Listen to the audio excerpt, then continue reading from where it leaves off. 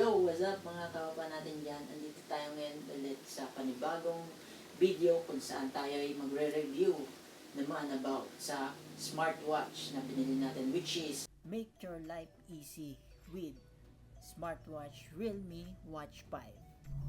Okay, when it comes to compatibility, ayan, gumagana to sa Android, both Android and iOS phones. Ayan, proceed tayo ngayon sa battery and charging.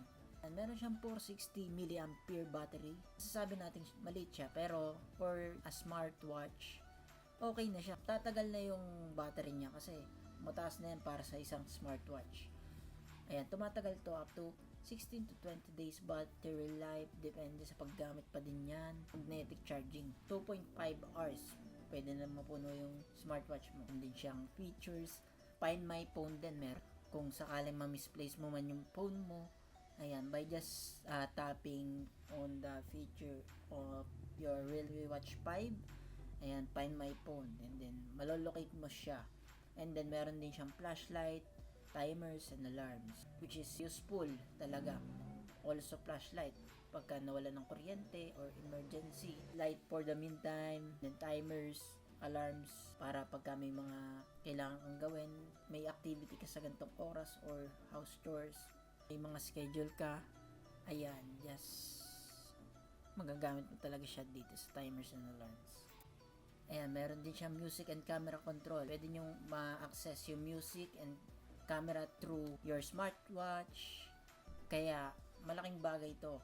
Hindi mo na kailangan magpunta pa sa cellphone mo para mag-switch ng music. By just tapping the smartwatch, easy access to music na. And then magagamit mo din yung solo ka lang or wala kang kasama sa buhay, wala kang jowa, ayun, pag yun yung talaga kagandahan. Kaya bumili ka na Realme Watch 5 para hindi ka nagre-rely sa may kasama. Ayan, by just tapping your smartwatch, ayan, makakapag-picture ka na kahit wala kang jowa.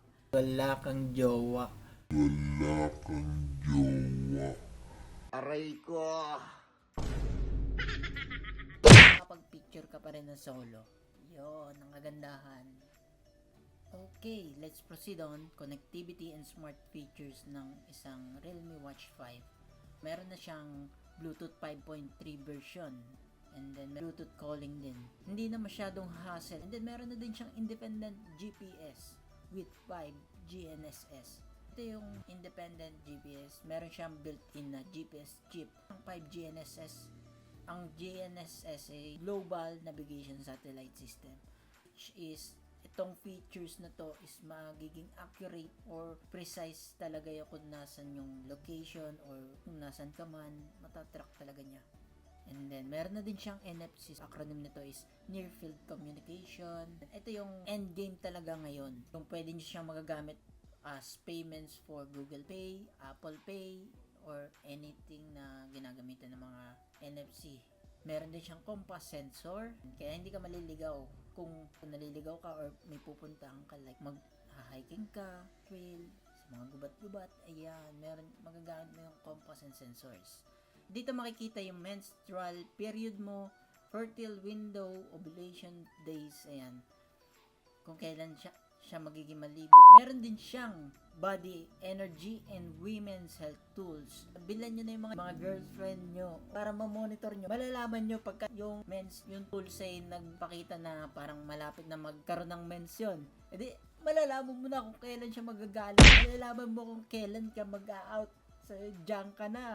Dito muna ako, ya. Kiss muna tayo, ya. Meron din siyang sleep and stress monitoring. Mamamonitor niya kung quality ba, sarap ba ang tulog mo, kung stress ka ba. Sagot na yan ni Realme Watch 5. Fitness, health, conscious. Okay, meron din tayo pagdating sa fitness and health tracking, which is sports mode consisting of 108 like walking, running, cycling, dance, yoga, and etc. Meron din siyang heart rate monitor 24/7. Ma-check natin dito pulso natin. Magkakaroon ka ng insight regarding sa mga ginagawa mong activities. And then, meron din siyang features na SpO2 sensor para sa blood oxygen mo. May-measure niya yung oxygen level Okay, let's go for design and build. Has a rectangular shape with functional crown, lightweight, 50 grams with strap. Comfortable siya pagka gagamitin mo. Naka IP68, water and dust resistance. Ito guys, note lang, it doesn't mean na water and dust resistance siya is pwede mo na siyang itubog ng matagal sa tubig. Kumbaga ano lang siya. Pawis nyo, basa-basa lang ng mga konti. Huwag yung mga malalalim. At lalong-lalo na wag niyo itutubog yan sa tubig alat. Yan, meron din siyang 600 nits brightness and 60 Hz refresh rate, which is talagang pag-arawan, yung makikita mo siya, hindi siya yung nagdadarken masyado. And then 60 Hz refresh rates. Pagka nagsa-swipe ka, ayun, doon mo mapapansin na parang sobrang smooth niya. Tulad sa mga smartphones na may mga animation na matataas na refresh rate. And although 60 Hz, masasabi nating mababa siya, pero for this kind of smartwatch, kasi maliit lang naman siya, kaya hindi naman siya required na malaking hertz. Kaya 60 Hz, mabilis na din siya for smooth animation movements. When you swipe or drag, there are lots of watch spaces, yung mga themes, user interface nung inyong watch. Madami siya.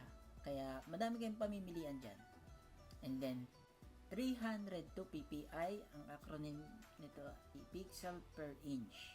Yung for every pixel dun sa resolution is mas ano pa siya, para meron pa siya mga pino-pino para mas malinaw talaga, and yung image niya super clear and masya-sharpen talaga. Sobrang neat and firm nung kanyang display. Ito yung mga specs or features ng isang Realme Watch 5. Ayan, meron siyang 1.97 inch AMOLED display, which is yun yung mga pangkaraniwan na ginagamit sa mga smartphone. Ang kagandahan dito is malinaw talaga siya. Smartwatch Realme Watch 5. Kaya bumili na kayo dyan. Andito ang Opa Henrich nagsasabing, huwag niyong kalimutan na minom ng isang basong tubig para paggising nyo, clear skin pa din tulad ni Opa Henrich. Ayan, kaya bili na kayo nitong Realme Smartwatch 5. 안녕하세요. 감사합니다.